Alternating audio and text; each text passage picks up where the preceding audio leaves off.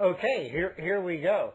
Uh, you know, where Dr. Shumoy left off in Chapter 1, Part 1, I mean, things really look to be stacked up against him. I mean, here he is doing a beef with the government and stacked up new charges there, having grand larceny, auto theft with the state of Virginia, and the foot in the chest with the government now, putting a new beef in his chest for escaping from the custody of the Attorney General.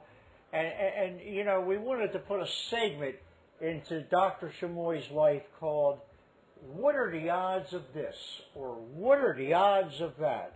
Well, let's get real. Things don't look really too nice here. Well, every story you would hope somewhere, there would be a happy ending. Every cloud with a silver lining, so to speak.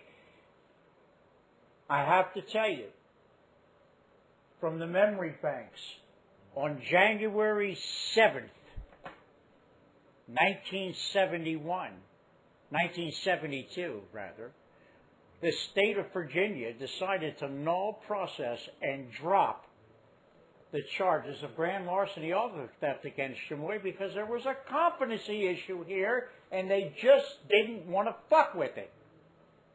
Well, the number 7 comes up again because 30 days later, on February 7th, 1972,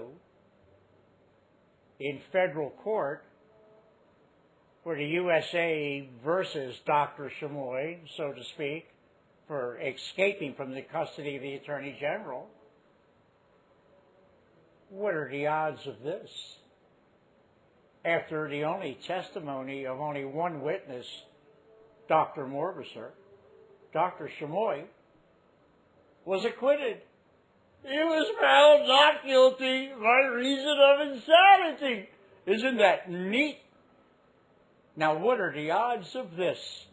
30 days later, on March the 7th, 1972, Shumoy goes before the U.S. Parole Board, Youth Division, and they granted him parole. 777. That number is fairly symbolic, for Shumoy was born on the 7th year of the decade, the 7th day of the month, and the 7th hour of the day. Now, you can play with that if you like, but we wanted to conclude Chapter 1 with, what are the odds of this? Or what are the odds of that? More to follow. And Chapter 2, we hope, will be just as exciting. Have a Shumoyful day.